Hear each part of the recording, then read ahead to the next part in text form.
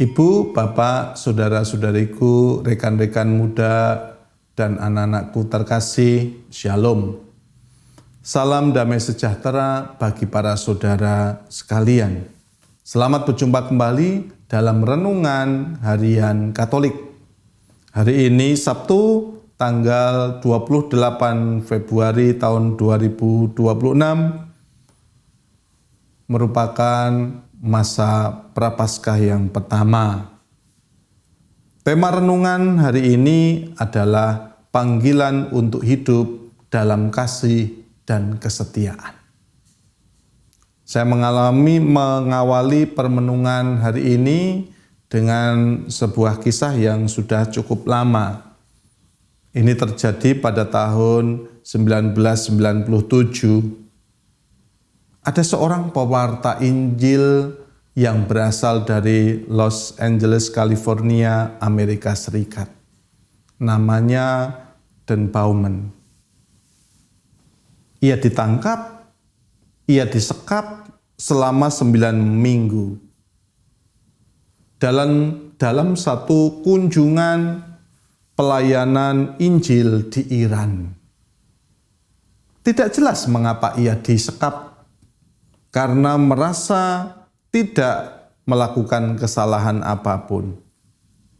Ia disekap saat akan meninggalkan Iran ketika dokumen-dokumen pribadinya dinyatakan bersalah. Setiap hari diinterogasi, dipukuli, ditendang oleh para interrogator. Suatu ketika ia sudah tidak tahan lagi dan beberapa kali mencoba bunuh diri. Ia sempat berkata dalam hati, jika Tuhan itu baik, mengapa Dia mengizinkan saya mengalami ini? Namun Dan Bowman merasakan kehadirannya. Suasana ruang yang tadinya kumuh dan gelap menjadi sangat terang benderang. Bowman celingukan dan ia melihat Tuhan Yesus berbicara kepadanya.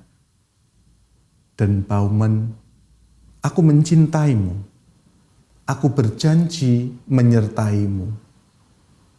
Setelah pertemuan itu hatinya merasa lega dan ia mengampuni para penyiksanya sambil berkata, teman-teman, mengapa kita tidak bersahabat saja? Bowman akhirnya dibebaskan dalam damai. Nah, para saudara, tidak mudah mengampuni musuh dan orang yang sudah membuat kita menderita. Namun, Bowman mampu melakukan seperti yang dikehendaki Tuhan Yesus. Perintah Yesus begitu sederhana namun dalam. Kasih adalah kunci yang mampu menyelesaikan semua kebencian dan dendam. Kebencian hanya akan memperpanjang siklus dendam dan balas dendam, menciptakan konflik yang tidak berujung. Hanya kasih yang mampu memutus rantai kebencian tersebut. Kasih adalah kekuatan yang mengubah musuh menjadi sahabat. Kasihilah musuhmu, berdoalah bagi yang menganiaya kamu. Itulah panggilan Yesus kepada kita. Dalam kasih yang tulus, kita menjadi anak-anak Bapa surgawi yang murah hati.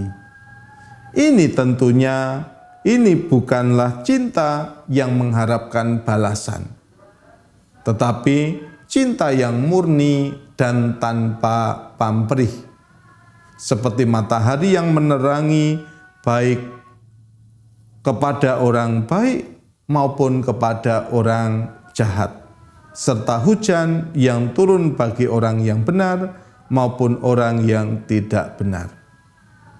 Lalu dalam bacaan pertama dari kisah dari kitab Ulangan, kita mendengar panggilan Musa kepada umatnya untuk setia memegang perintah dan ketetapan Tuhan. Hari ini, seperti pada waktu Musa berbicara kepada bangsa Israel di padang gurun, Tuhan juga memanggil kita untuk hidup menurut jalannya dengan setia dan penuh kesetiaan. Allah telah memilih janji dari kita untuk menjadi umat-Nya. Sebuah janji yang membutuhkan tanggung jawab dan kesetiaan dari setiap orang yang percaya. Maka kedua bacaan hari ini memanggil kita untuk hidup dalam kasih dan kesetiaan kepada Allah dan sesama. Kita dipanggil untuk menjadi sempurna dalam kasih seperti Bapa kita di surga. Dan untuk hidup setia dan patuh kepada perintah-Nya sebagai umat yang kudus. Di zaman ini, di tengah-tengah semua tantangan dan godaan, mari kita memelihara iman kita dengan kesetiaan kita kepada Allah dan memancarkan kasih-Nya kepada sesama, bahkan kepada orang yang mungkin sulit bagi kita untuk mengasihi. Tetapi itulah tantangan yang harus kita lakukan setiap orang Katolik. Terus mengasihi kepada siapapun, baik yang menyenangkan maupun yang menjengkelkan dan tidak menyenangkan kita. Kemuliaan kepada Bapa dan Putera dan Roh Kudus, seperti pada permulaan, sekarang, selalu, dan sepanjang segala abad. Amin.